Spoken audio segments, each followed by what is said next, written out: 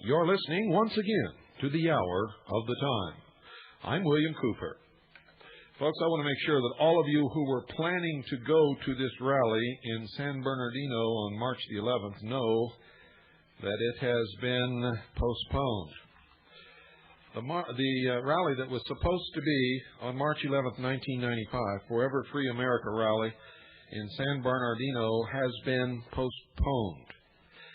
It has been postponed until April the 22nd, 1995. April the 22nd. Now, I'm going to give you a phone number that you can call to get information on this. We announced this twice before, the night that we got it and one of the night. Now, I want to make sure because we're getting close to that time. So don't take off from home and show up March 11th. There won't be anybody there. April 22nd, 1995 will be the Forever Free America Rally in San Bernardino. You can call for information 602-205-2386. That's 602-205-2386. One more time, 602-205-2386. Now, if you know somebody who's not listening and thinks that it's still going to be happening on March the 11th, please contact them so that they don't make a wasted trip. This really gets me that somebody would do something like this. I really don't like it. I'm not sure what I'm going to do about this. It also screwed up our plans here for our next seminar. And so anyway, that's all up in the air now, and I'm still trying to make a decision on that. So just hang on, folks. I'll let you know in the next couple of days. The Veritas is gone to press. We put the paper to bed. It's gone to press, folks. It's an incredible piece of work, and I am so proud of Bart and Mike, whom you listened to last night. They have done a remarkable job, staying up until sometimes 3:30 in the morning and then coming in the next day and continuing to get this paper out. Our deadline was March 1st. We didn't get it done until March 7th. It's our first time ever doing a paper, any of us. So I think that even though we're 7 days late, we've done a remarkable job, and we're going to improve with every single issue. Don't go back. Don't go anywhere. Don't go away.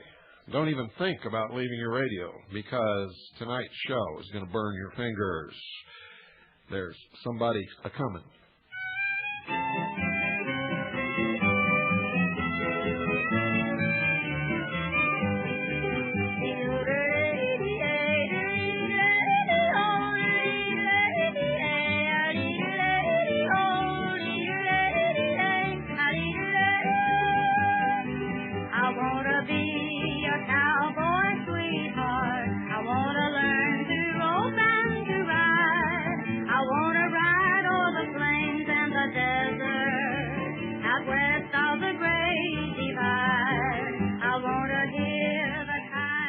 Well, she's already been out here, and she's a lot of cowboys' sweetheart. I can guarantee you that. Linda, welcome to the Hour of the Time. Are you there? Hello? Linda? Well, it looks like we're not getting her. Linda, can you hear us?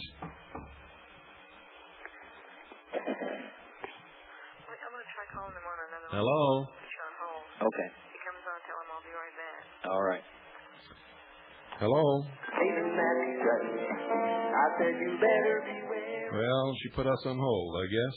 I don't know what's going on here, but I'm hanging up the phone. So somebody call Linda Thompson, tell her that we had something going wrong here, and tell her to call back, because it's not working. Whatever it is, it's not working. So, yep, it's gone. Okay. Well, we had Linda Thompson on the line, and you could hear her talking, and you could hear the other person talking, and I don't know what it is. Maybe it's the conference setup that she had going that has prevented us from being able to do this. So we're going to go back and let you listen to some music while we try to rectify this situation. Don't go away, because if we can get this straightened out, it's well worth waiting for.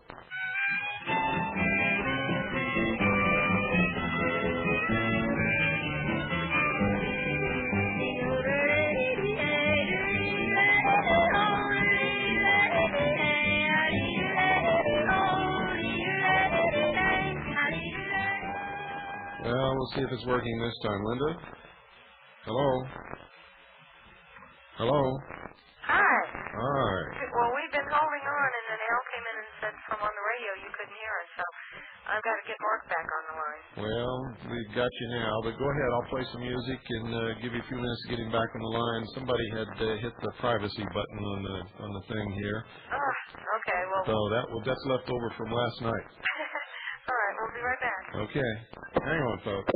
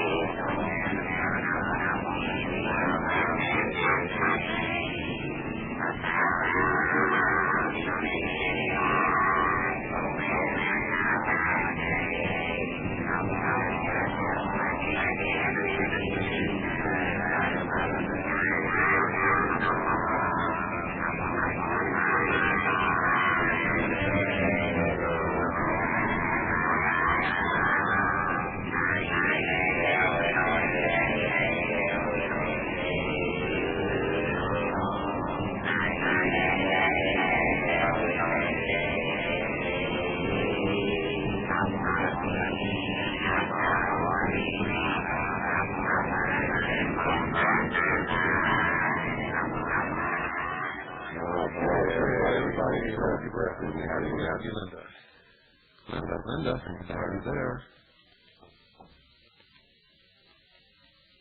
Well, looks like we don't.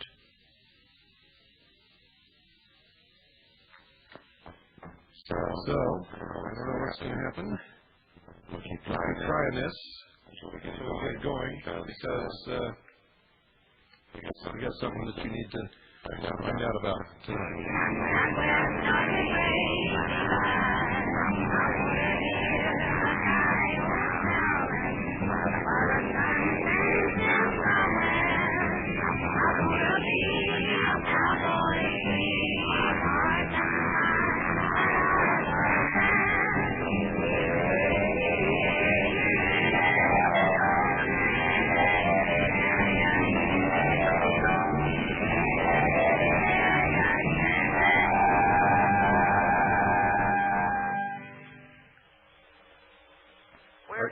Oh, good. Fantastic. It's about time. It kept cutting us off. I don't know why. Hi, folks. Mark's on the line, too. Yes, I'm here. Would you explain to us, Linda, who Mark is? Sure. Mark Adams is a member of the Indiana militia, and he was involved in a pretty terrifying incident Thursday before last, where his house was surrounded by 2 SWAT teams, the state police, the hostage negotiation team, the sheriff's department, the local police, and they were armed for bear. And Mark can pretty much tell you how it was for them inside the house and how it went. But this was an incident where the militia absolutely came in handy and absolutely made this end in a way different than Waco, that's for sure, or Mark wouldn't be here today. But every time I've picked up a paper lately, they're trying to portray the militias as neo-Nazis or racists or crazies. And yet there's not been any incidences of any of those things that I'm aware of. Instead, we're having incidences like Mark's where the militia gets involved and the outcome is very good. And it's exactly what a militia is for. So I'd rather let Mark tell you because he was, Well, let's see what led up to this, Linda. Or Mark, what led up to this? What started this? Well, this started over a custody dispute. Custody of what? Custody of my 2 children from... Okay, you got to remember that nobody out here knows even the slightest idea what you're talking about. So you got to start from square one and explain everything clearly. Okay, back in 1989, I came out of the service. I was in the Marine Corps for 8 years. I came out, came home to raise my 2 boys because my wife was leaving and was filing for divorce. She did that and left me with the 2 boys, signed them over to me, full custody. And since I have remarried, I've stayed in this area and got remarried just a few years ago. And since that time, I've kind of been harassed a lot by her, been taken back to court time after time again under false accusations by her to try to get the boys back or get more visitation or get me to give her money or something to that effect.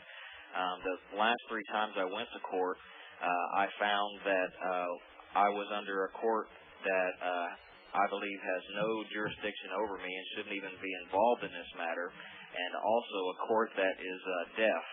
We brought substantial evidence against her, even her perjuring herself in front of the judge time after time on the stand, and yet the judge gave her what she wanted every time. So the last time that we went in, a month before, I had challenged his jurisdiction, and in that the subject matter that he didn't have jurisdiction over myself or the subject matter, and he did not respond to that. I gave him 30 days to respond. He set up another hearing. We went in for that hearing and presented our case. I quoted him statute after statute. He quoted me nothing and showed me nothing. He only said he determined that he had jurisdiction in this matter. I told him it was a matter that he didn't have jurisdiction in and that I would work out visitation with her. She had signed over full custody to me. I appeared specially in court. I wasn't there defending myself, as was the position I have always find myself in when I go to court or anyone against these charges. You're supposed to be innocent until proven guilty. However, it's not that way. I'm guilty, and I have to prove that what they're saying is lies, and I did that every time, yet the judge ignored it. Well, let's stay away from that because that's a subjective opinion, and we don't know whether you're right or wrong. We want to get down to what brought this about, what happened, and we don't want to get into who's wrong or who's right between you and your wife because we have no way of knowing that. Right. Okay. I challenged the court's jurisdiction. Told him that I wasn't going to listen to anything that he had to say. I would work out the visitation, and that we would work it out that way. He then, the attorney, not the judge, sent me a notice of a hearing. I ignored that hearing and did not go. It was not a subpoena. The judge did not sign it for me to be there. It was just the attorney telling me to go to court on this date. I did not go. I returned that to the sheriff's office. Thursday morning on the 23rd. No, that was his wife's attorney. Right. That notice. Okay. The ex-wife, I mean. Okay. So it's just like me calling you up and saying, hey, you got to be in court down there tomorrow. Right. That's what it was. And okay. I returned that to the sheriff's office. Thursday morning on the 23rd of February, We were still in bed. It was just a little after 8 o'clock in the morning. The phone rang. It was the sheriff. He said, "This is the sheriff. This is Sheriff so-and-so from Ripley County. I'd like to speak to Mark. I'd like to see you outside in 30 seconds. They had come 2 weeks prior to that and tried to bluff me into giving over my kids to them and said that they would use force. They didn't at that time because they didn't have anything. They didn't have a warrant. They didn't have anything to take the kids. They were just trying to scare me into giving them over just like they do many people around here. And then the only difference is most people give in. Exactly. And that's what we have found to be very effective is just to go ahead and challenge them. So within 30 seconds, my wife was on the phone calling first her dad, who is my pastor at a local independent Baptist church. He also did call some of our militia people once he got here. He was the only one that was able to get through. When I went upstairs, I observed that the roadblocks were already up. However, when he came up here, they pulled the cars off and let him through. And they were only acting on a writ of body attachment. They already had all the units that were here and more on the way. Why they wanted to use this type of show of force is beyond me because I haven't so much as a speeding ticket. I've never been arrested for anything. I've never been arrested for a DUI. There's nothing on my record. There's nothing on my military record. It is... So what happened now? So once my pastor got through, we started calling around to let people know what was going on. Members of our militia, I had called them to come and stand with me because we had agreed that we would stand with each other in court or on other issues, just stand in body. They were coming unarmed, and they came here willingly. They weren't able to get through the police lines because the roadblocks were out quite a ways from the house. So they parked their vehicles, 3 men, and they came through the woods. They were the only ones that we were able to get a hold of before they cut our phones off. We had also gotten in touch with my wife's grandparents in Oklahoma. They belonged to a militia. They contacted their militia leader who contacted Linda Thompson.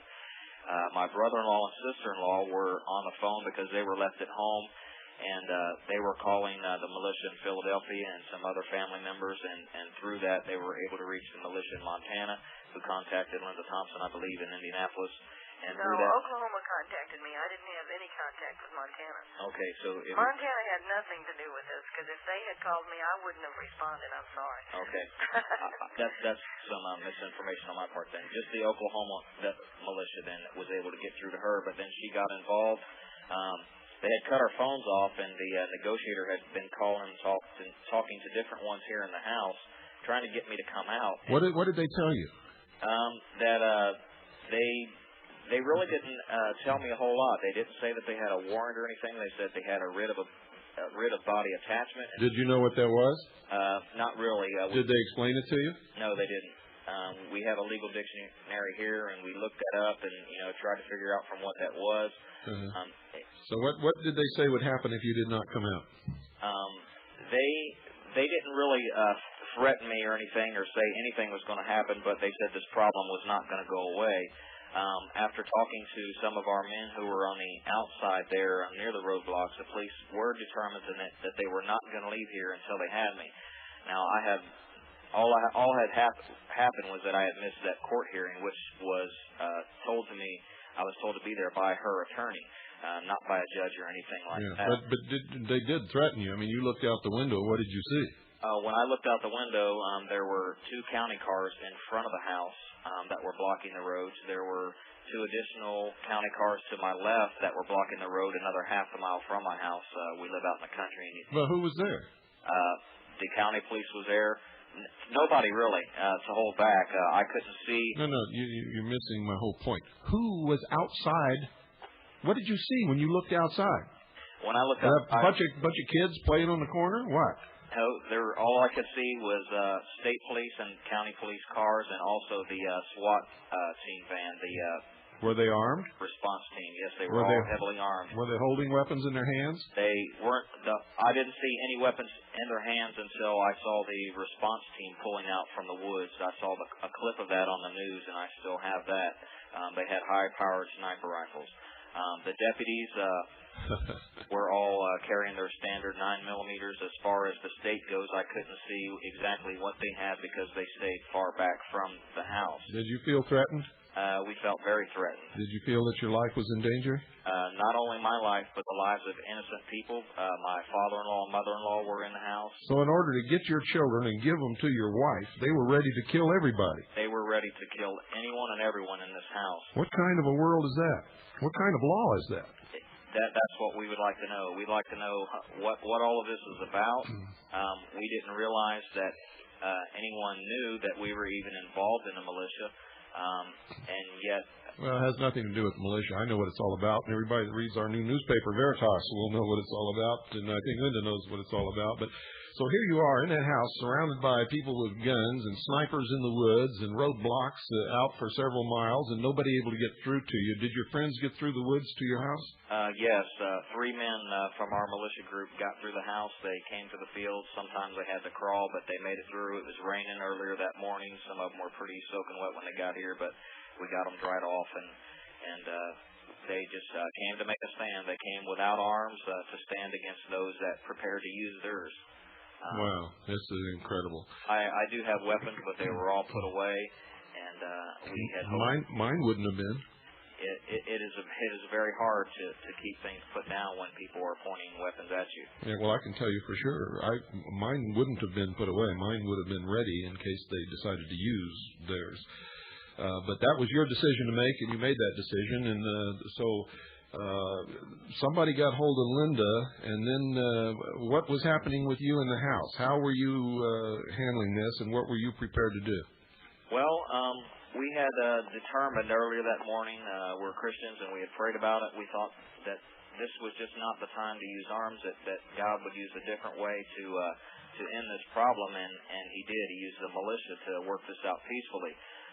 Had they shot into the house, it would have been a different story because we would have not sat back and let them shoot into the house. We would have got our weapons out and we would have fired back. However, if they would have just simply came and kicked the doors in and wanted to take me forcibly like that, I would have gone and then sued the pants off of them for wrongful entry of a house, not having a felony warrant or anything like that. But we were prepared to use force if they used deadly force against us, which we would hope that we would not have to do. And because things worked out the way that they didn't once Linda Thompson got involved and the others there that were involved with the militia and the state and county realized what was going on and she was able to talk to the judge. It is unbelievable to think that all these forces were here and all these people were here and that they would just put their toys back in their cars and they would leave and not even stop by the house, not come into the house, not search the house. I've not been into the court since. There's no hearing set for me.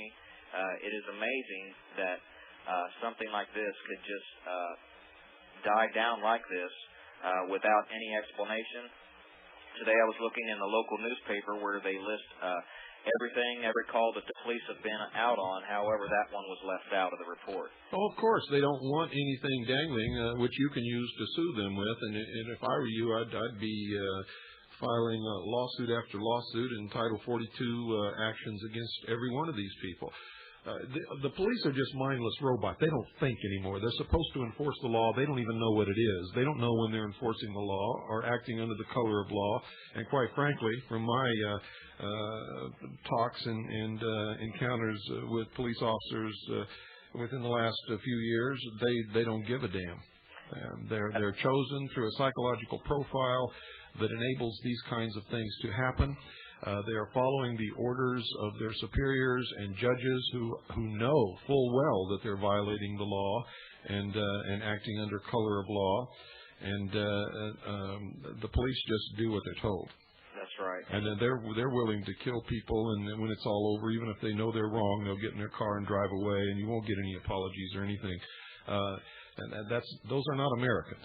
Right. I don't believe that they are, and I had some people on the outside that were talking to the police, and some of them admitted that they didn't want to be there. However, they did participate, and many people say... Sure, they're afraid they'll lose their little paltry little paycheck. They're willing to sell their country down the tubes for a couple $1,000s a month. Yeah, they'll have to turn their car in and lose their benefits of driving that nice Yeah, and plus they won't be able to carry that penis on their hip anymore. Exactly. One of the fringe benefits that they have. Right. I don't pull any punches, sorry folks, but I tell it just exactly like it is. And those who've been listening to the hour of the time long enough, you know that. Linda, are you there? You betcha. When you got into this, what did you hear? What were you told? Well, I got called, first of all, by the grandparents' commander in Oklahoma. And they were, obviously, the grandparents were on the line and the commander was on the line. And the grandparents told me that they knew the house was surrounded by armed men, policemen of some sort. They didn't really know what was going on, but the phones had been cut off. And, of course, my first thought was Waco. You know, this was identical, other than they hadn't broken into the house. They had the house surrounded. They weren't letting the people use the phones. No one could talk to them. They weren't letting anyone in. You know, it was another Waco just starting is what it was. I said, oh, no, not again, not in this country.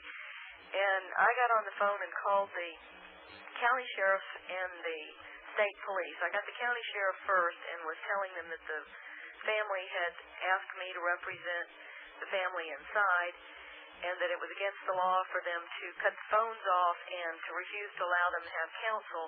Whenever you're unable to leave the control of the police, you are entitled to counsel. That's a Sixth Amendment protected right. And it's a Fifth Amendment protected right. When you're not free to leave the control of the police, you are under arrest. Mm-hmm. And you are entitled to counsel. Well, I said this to the sheriff's department, and they hung up on me the first couple of times.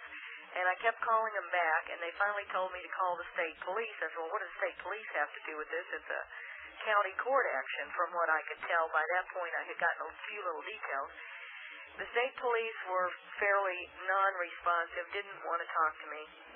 Eventually, we were making all kinds of phone calls. I was able to, for some reason, I was able to call right into the house. I had asked the police repeatedly to turn the phones back on, so I don't know if they did or not. We kind of suspect my phone is so bugged that it rang through like a cop phone, actually, because when we got off the line after all this was over, every phone in our office started ringing without the lights coming on, and there was nobody on the line. But something weird was going on with phones. Anyway, we got through to the people in the house, and I was able to set up a three-way conversation between them and the grandparents in Oklahoma. And I could put them on hold, and they could talk sort of to each other, and then I could call the police agencies. So they were keeping the communications going between the militia in Oklahoma and themselves on the phone, and I was calling the state police and the county sheriff, and eventually they put a hostage negotiator from the SWAT team on the phone. Eventually he just called me and started talking, and I said, I'm trying to get the judge. Don't you all do anything until I get the judge. And we did finally get the judge. The hostage negotiator, I had talked to Mark and told him that Mark was concerned that if he surrendered, this was simply a ruse to get his children, that they were going to take him out of the house, put him in jail, and go in and snatch his kids. That's exactly what they probably would have done. Exactly. And I said, we're not willing to concede this at all. He is not going to come out until we have an assurance that that is not going to happen. And I'm not going to take your word for it. I want the judge to tell me that. So I did finally get the judge on the phone, and the judge actually was really very, very decent, and he had Waco on the mind too. I don't think he expected all this to happen, and what actually seems to have caused it was the ex-wife's attorney. When he gave this writ to the sheriff, he told the sheriff that Mark was a member of the militia and he was armed and dangerous, and then the sheriff took it from there and went nuts. But, the opposing counsel caused almost all of this trouble simply because he wanted his attorney fees. A lot of times attorneys figure if they can get enough leverage against you in court, just all the ex-wife really wanted was a little visitation, a little more than she had. That's all she really wanted. So her attorney goes in and files for custody, thinking that'll scare Mark into cooperating and paying attorney fees, see? But she didn't want custody at all. She had no interest in custody.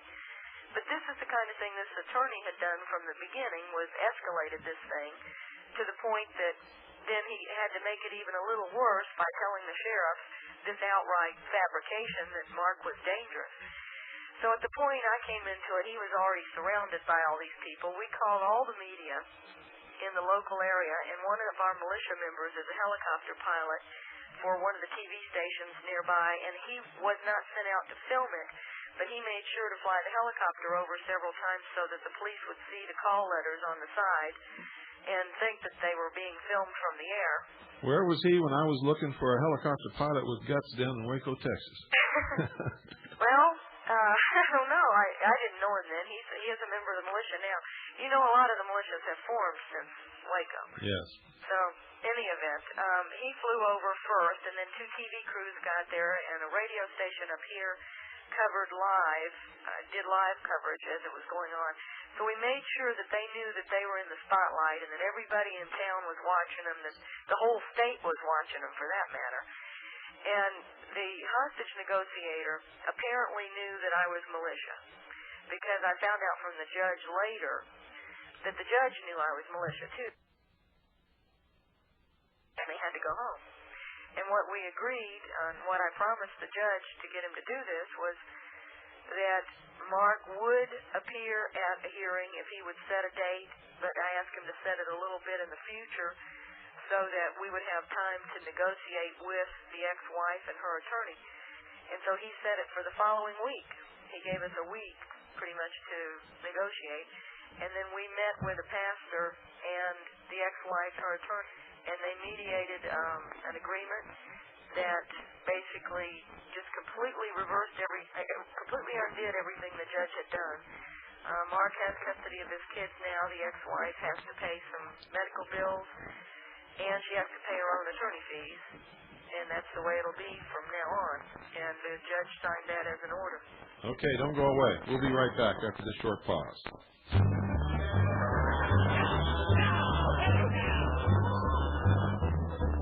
Up in the morning at the break of day, you'll hear a big-bearded cowboy at the chuck wagon say, "Gather round, boys, the coffee's hot on the fire. There's a full day of branding, we're heating the irons. I want to smell that short hair burning high. The horses are grain, boys are ready to ride. Roll up your bedrolls and jump in your boots. Daylight is a wasting, boys, it's out of the chute. Come on and ride, cowboy, ride.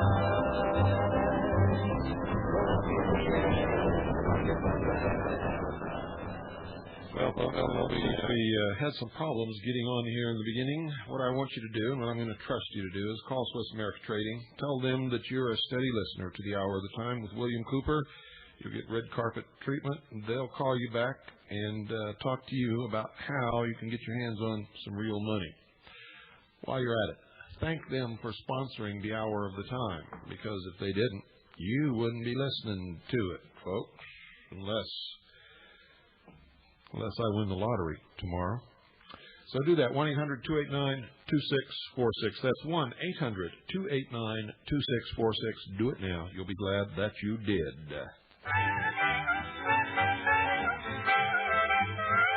He always sings raggy music to the cattle as he swings, back and forward in the saddle on a horse. That is syncopated, gated, and there's such a funny meter to the roar of his repeater, how they run. When you hear the fellow's gun, because the western folks all know he's a highfalutin, rootin' tootin' son of a gun from Arizona, ragtime cowboy Joe. Out in Arizona where the bad men are, the only thing to guide you is an evening star. Roughest, toughest man before is ragtime cowboy Joe. Guys ain't singing to the... Well, we're back. Linda? Yeah. Carry on. Well, the one good thing that came out of this was that the state police and the SWAT teams and the hostage negotiator all knew that they were dealing with militia. They all were concerned that the militias were around. They were concerned that they were dealing directly with a hostage negotiator, because I felt like the Adams were the hostages, and they clearly were. I mean, they were surrounded. There were 5 children in that house. These were, 2 of them were supposedly the kids they were there to do, to get. But they were willing to kill all 5 of these kids and 4 adults. Well, actually, how many adults was it, Mark? 7? 7 adults. Yes, 7. 5 children and 7 adults. And that's how they approached this whole thing. Well, that's how low we've sunk, and that's how stupid they are. But there's a purpose to it. The purpose is to show overwhelming force, even if you have to kill everybody for absolutely nothing, in order to terrorize the rest of the population into not standing up against the New World Order. And that's really what it's all about. Yeah, and what happened here was we took a stand, we mobilized 3 state militias. We had, while I'm on the phone talking to the judges and the state police and then to Mark and to the Oklahoma people, and, I was just playing telephone tag here. In our other offices, Stella was calling the news media, Al was calling various militia units, and within a matter of about 10 minutes, we had 3 different state militias on alert. We had 3 crisis response teams ready and gone, Uh-huh. Then we had we had all of the media in the local area contacted because we've got a list of the media in our areas, and that's something I would suggest all the militias do, that you make a list of media that should be called immediately and do it for the force of states that are surrounding you, because you could be called up for any of those states. Well, first they have to be legal militias, and we need to talk about that, because the truth is a lot of militias out there are not legal militias. And the first thing they have to do to establish themselves as legal militias is post a public notice that they are forming as a legal militia and hold a drill. And the drill has to be in public somewhere. That establishes them as a legal militia. Now, any judge that understands the law, and anybody who really understands the common law, knows that when a militia is legally called up, a militia can be called up by any credible person in the community. When a militia is legally called up to enforce the law against someone who is breaking the law or operating under the color of the law, the militia then becomes the only legal police. And I think these guys understand that, believe it or not. I've been rather impressed with the fact that they understand exactly what we're doing here. And in all truthfulness, the people that I dealt with, the judge and the state police hostage negotiator, now not the sheriff's department particularly, but I was only dealing with peons pretty much there. But in all truthfulness, they were very professional. They recognized that they were dealing with militia. They recognized the situation.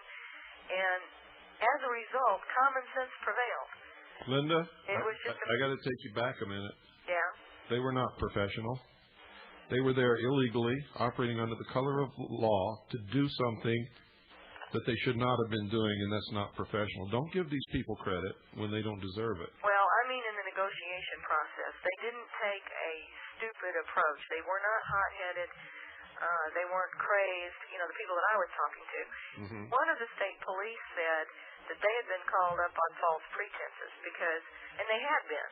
And see, the state police have got a right to rely on what they're told. If a sheriff calls them up and says, hey, we're going out on this, this dangerous desperado that's crazy and has guns, they don't have any way to know any different. No, they don't have the right to do that. That was decided at Nuremberg. All people responding to orders of superiors must ensure that the orders that they are responding to and carrying out are legal or lawful orders. If they are not, they are bound by law to refuse to carry them out. That's established in the law of the land and in international law, and Nuremberg proves that beyond any shadow of a doubt. Well, that's a great point. How would the state police, that's something we probably need to educate these policemen on, how would the state police then go about finding out whether a sheriff's lying to them or not? Because in this case, that's pretty much what happened. Well, they have to do it because according to the precedent set at Nuremberg, if they commit a crime following an order, they are a criminal and can be executed if they kill somebody during that criminal act. And I am so glad that didn't happen. Well, I'm so glad too, but I feel kind of funny telling you these things when I'm not an attorney and you are. Well, but the problem is our laws have been perverted because that may be established at Nuremberg, but you might remember it was illegal to use CS gas in wartime. No, it wasn't. No, it was not. That's a lie perpetrated for some reason. It was not. We had CS gas in Vietnam, and it was used in Vietnam. But the treaty was signed January 6th of the year that the Branch Davidians was raided. So during Vietnam, it was legal. But as of January 6th of 1993, are we still on the air? Yes. I just heard something click. As of January 6th of 1993, the year the Branch Davidians were raided, 2 months before they were raided, it was made illegal for wartime use. Linda, let me tell you about that. It was made legal. Linda. Used here. Linda, Yeah. that's bullshit. In war, troops do what they have to do. It was illegal, according to the Geneva Convention, to use 50 caliber machine guns against personnel in Vietnam, yet we used them every single day. So forget all of this legal stuff in war. In war, people use whatever they can to stay alive and do whatever they can to win the war. I understand that. That's all baloney. The point I'm making is, even though things are outlawed for wartime, they're still perfectly legal to do to American citizens. Well, all of this is illegal. You don't have to cite illegality in wartime. It's illegal to do any of the things that they did in Waco or to this young man that we're talking to tonight. And it doesn't make any difference whether it's legal to do it in war or not. And it's because the law has become perverted. There is no reason on earth that our state police should have armored personnel carriers and tanks, but the Indiana State Police has got a Soviet armored personnel carrier. Sure. This is what it's become. We've become a police state. That's exactly right. And it's going to get worse and worse and worse. And we know that. But there is still some hope because we are dealing with ordinary people, usually our neighbors, if we keep it on a state and local level. And that's why I think the judge was so cooperative, because he realized he was dealing with his neighbors. He was accountable to these people, and he didn't want to see another Waco. So if instead of approaching something immediately with guns, this would be my suggestion, first try to head it off, but don't try to head it off and not be prepared to back it up, because we were prepared to back this up. I was not, completely, in fact, I had about a 40% chance, I thought, that this would end peacefully. I really thought this was going to be the big one, and that we were going to have to come in there with militia and arms. And we were prepared to do that. That's all there is to it. We were absolutely prepared to do that. But it was never mentioned. We didn't threaten the police with that. We didn't threaten the judge with that at all. We tried to calmly discuss this with them, and that worked. Good. That's wonderful. I have to commend you and everybody that was involved in this. Mark and so forth, the other people all had great presence of mind. They kept the children away from the windows. They didn't, get any arms out or threaten any policemen with any arms. So they came out of this smelling like a rose, just beautifully, because they were calm, they were rational, they were the most rational people out there. That's the astounding thing. So it was just appalling to me that this kind of thing could be done. And this is a small town. This is Cross Plains, Indiana. What's the population there, Mark? You could probably count them on just a few of the neighbors' hands. Probably not too many, a couple hundred maybe. So this is a... They had probably had more cops there than they had the entire population of that town. Yeah. Well, that's what it's come down to. Mark, I want to thank you for telling your story. And, well, we certainly appreciate your time. And when you see those people there, please tell them that I said they done good, and I think most of the listeners and most Americans would think so too. Okay, thank you. Also, I'm really impressed that your friends took the chances that they did to get in there with you in case something happened and they were needed. Yes, it was good for us to see, and we sat here in the house and waited and wondered where everyone was at. We knew that the police were told to arrest anyone that was trying to come in. So we thought maybe they just weren't going to try, or maybe they had already gotten arrested. And it was great for us to see them as we were looking out the back windows with the binoculars, see them coming through the field, and just know that they would go to that extent because we would for them. Mm-hmm. There were 4 states total involved in this thing. There was no question. We didn't have anybody asking questions. We didn't have anybody doing anything stupid. All of the militias were there and ready, and it was tremendous. This was definitely a perfect example of the use of the militia. It was great. And this is the kind of thing that we need to get as much information out about this as we possibly can to counteract this negative media.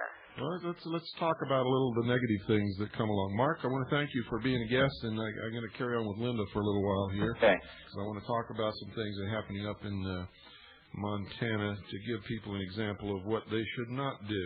For the last week or so, we have been receiving faxes from Montana saying that people were arrested illegally, that the militia of Montana had taken over a courthouse. And remember, folks, I've warned you about the militia of Montana and John Trockman and all of that group up there for over a year now, that these people are not playing straight with us and that they're putting out disinformation and just flat out lying. Linda, you want to talk about that? What was going on up there? Sure. Well, I got some of the same facts as you did. For Thursday and Friday, the week before last week, I got notices from Joe Holland of North American Freedom Council, or North American something, saying that the militia of Montana had seized the courthouse in Ravalli, Montana. And, of course, if they had seized the courthouse, that would have been all over the news because they would have loved to have smeared the militia with that. Oh, yeah, they would have just gone to town on all of us, wouldn't they? Yeah, so I knew that there hadn't been any courthouse seizures, but I figured this was going to be some bad PR somewhere, somebody trying to make the militia look bad. And sure enough, what this was really about, there was a fellow named Stanton that was arrested last year. He's in a group called the Free Men in Montana, and it's a handful of people. It's about 15 or 20 people that are pretty much just redneck hillbillies, and they had been terrorizing the town that they were in. They didn't claim to be militia. They claimed to be free men, and they are pretty much the spirit. Are you there? I'm here. Oh, I don't know what happened. Just ignore that. You ought to be used to clicks on the phone.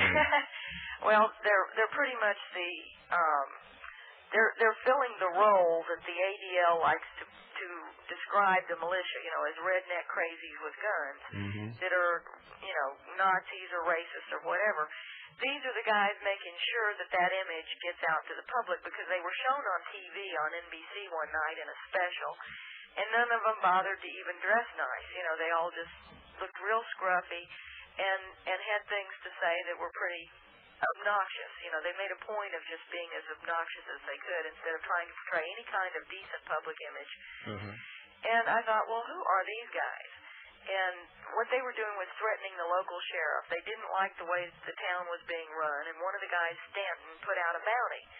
He offered $1 million bounty for anyone that would bring him the head of the sheriff. Basically, he was offering a reward for somebody to kill the local.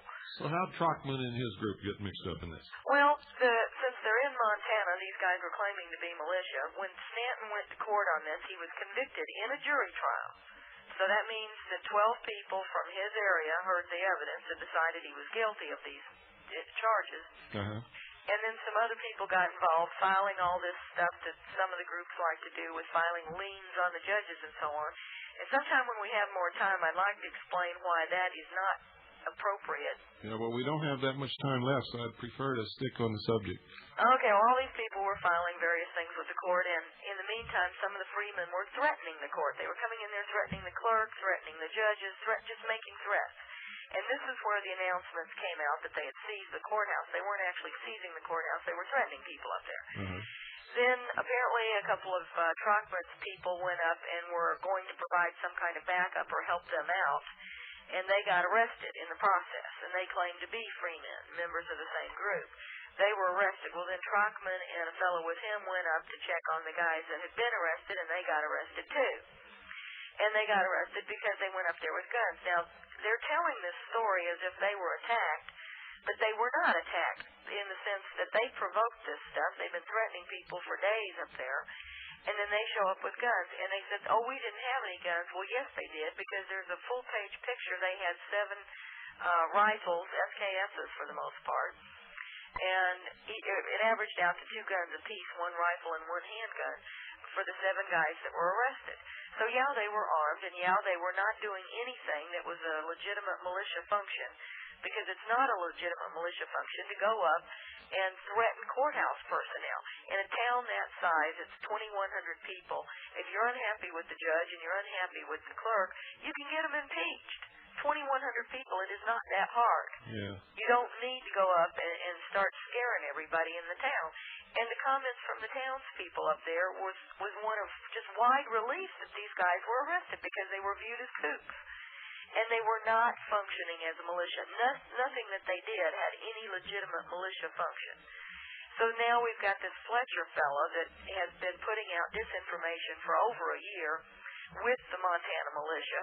I called him about 6 months ago because they kept putting out things saying that there were crematoriums at Amtrak, and I want you to know there are no crematoriums at the Amtrak station here in Indiana. They also claimed there were shackles in the train cars. There are no shackles in the train cars. Things like that. I called him up and I said, why are you putting out this bogus nonsense? Why do you put out these reports of thousands of UN troops when that's not true? And Bob Fletcher himself said, well, we think it's better to put it out than to not put it out. I said, well, you need to check it out because you cry wolf enough, nobody's ever going to believe you. Maybe that's their whole purpose. And that does seem to be their purpose. Well, I found out Bob Fletcher let CIA in the 80s use his toy store as a cover for gun and drug running. They were all busted, and he turned out state's evidence and lost all of his stuff. He tells the story as if it was the federal government taking advantage of him, but the fact of the matter is he got caught, and of course he lost his stuff. And isn't that too bad? But it means he's compromised. It means that he has worked with the CIA, the very people that were fighting. And it means he's an agent provocateur, working undercover, and he's a snitch, right? Yep. And there's another fellow that was arrested with these guys. His name is Lopez, and that's not his real name. He apparently ran some kind of chop shop out in California, was never prosecuted for it, was able to move to Montana and open a brand new car business or truck selling business with all these new trucks and so forth, plenty of money, and no visible means of support. And when he was arrested, they let him go. So it looks to me like you've got more than one agent provocateur out there, and it's definitely not a militia function. No one should be going out there to help these fellas. They were acting like thugs, and they got treated like thugs should be treated. They're where they belong. Mm-hmm. Well, I've warned you folks for months, for over a year, for longer than that, in fact. I've warned you for a long, long time about these people. They're not legitimate. Everything I've seen come out of the militia of Montana has been flat disinformation, misinformation, lies, and BS at various levels. Don't you think it's convenient that the ADL has started this militia disinformation campaign where they say that we're all neo-Nazis and racists, but they can't find anybody to illustrate their point for them? And then Bobo Greitz goes on TV with his anti-Jewish literature to be interviewed by NBC.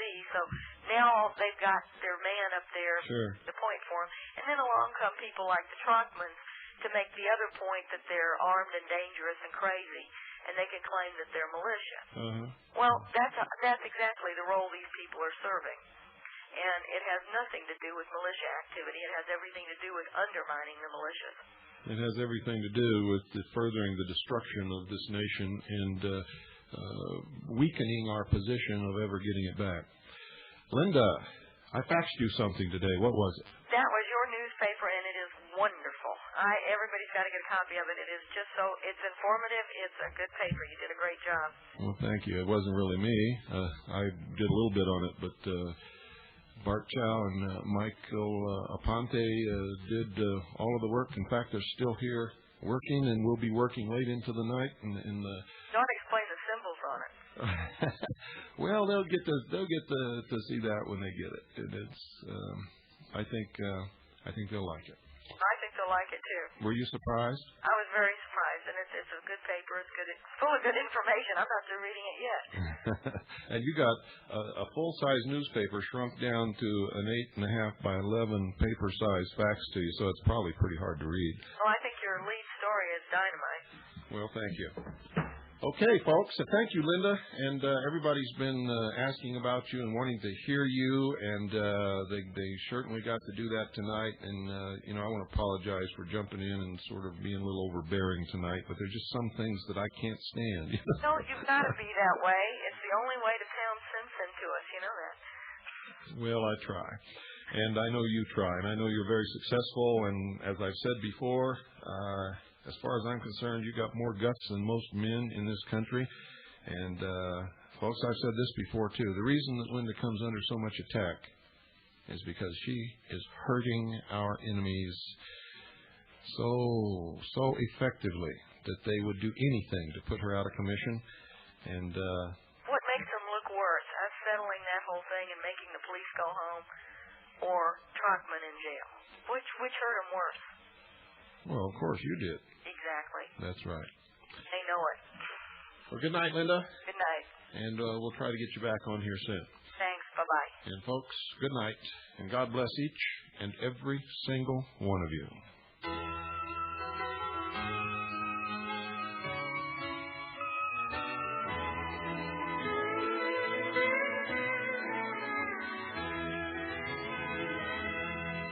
The last of the silver screen cowboys, the last of the fast dying breed. Cattle grazing, six guns a-blazing, God knows this is what America still needs. The last of the silver screen cowboy, standing tall for what he believes is right. Don't push him around, there's more than one villain's found. That he don't back down from a fight. Roy and Trigger, we love you. And Hoppy, we saved up our dimes for the Saturday double features. And we sat through both movies 2 times. Gene, Elijah, and Rex were our heroes. We knew good would win in the end. If we could just turn back the pages and ride those old trails once again.